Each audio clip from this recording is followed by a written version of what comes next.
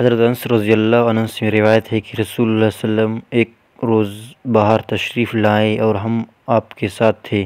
آپ نے ایک اونچا سا کعبہ دیکھا تو فرمایا، یہ کیا ہے؟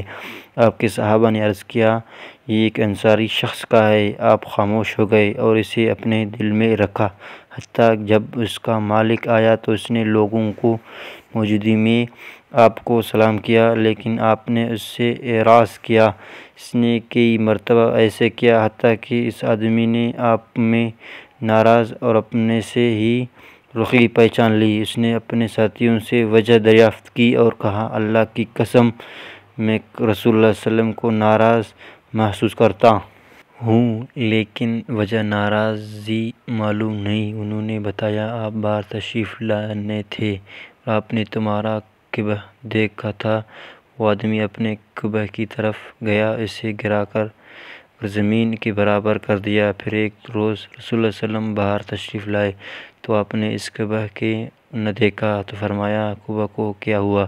صحابہ نے عرض کیا، کیا اس کے مالک نے آپ کی ہی بے رخی کی؟ ہم سے وجہ دریافت کی تو ہم نے اسے بتا دیا، پس اس نے اسے گرا دیا۔ اب صلی اللہ علیہ وسلم نے فرمایا، سن لو، امارت جس کے بغیر گزارا ہو سکتا ہے وہ اپنے مالک کے لیے وبال ہے۔ رواہ ابو داؤد۔ حضرت ابن عباس رضی اللہ عنہ بیان کرتے ہیں، رسول اللہ صلی اللہ علیہ وسلم نے فرمایا، دو نعمتیں ایسی ہیں جن کے بارے میں بہت سے لوگوں خسارے میں ہیں، صحت اور فراغت۔ رواہ البخاری۔ حضرت ابو ہریرہ رضی اللہ عنہ بیان کرتے ہیں، رسول اللہ صلی اللہ علیہ وسلم نے فرمایا، دنیا مومن کے لیے قید خانہ ہے، جبکہ کافر کے لیے جنت ہے۔ رواہ مسلم۔ حضرت انس رضی اللہ عنہ بیان کرتے ہیں، رسول اللہ صلی اللہ علیہ وسلم نے فرمایا، اللہ کسی مومن کی کوئی نیکی ضائع نہیں کرتا، اس کو اس نیکی کے بدلے میں دنیا میں عطا کیا جاتا ہے اور اس کے بدلے میں اسے آخرت میں جزا دی جائے گی۔ کافر کو اس کی دنیا میں اللہ کے لیے کی گئی نیکیوں کے بدلے میں کھلایا جائے گا، حتیٰ کہ جب وہ آخرت کو پہنچے گا تو اس کی کوئی نیکی نہیں ہوگا جس کی اسے جزا دی جائے گی۔ رواہ مسلم۔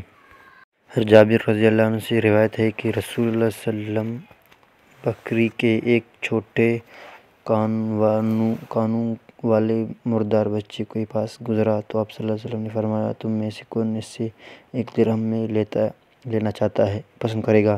صحابہ نے عرض کیا، ہم تو اسے کسی معمولی چیز کے بدلے میں لینا بھی پسند نہیں کرتے۔ آپ صلی اللہ علیہ وسلم نے فرمایا، اللہ کی قسم، اللہ کے نزدیک دنیا کی اس سے بھی زیادہ حقیر جتنا بکری کا مردہ بچہ تمہارے نزدیک حقیر ہے۔ رواہ مسلم۔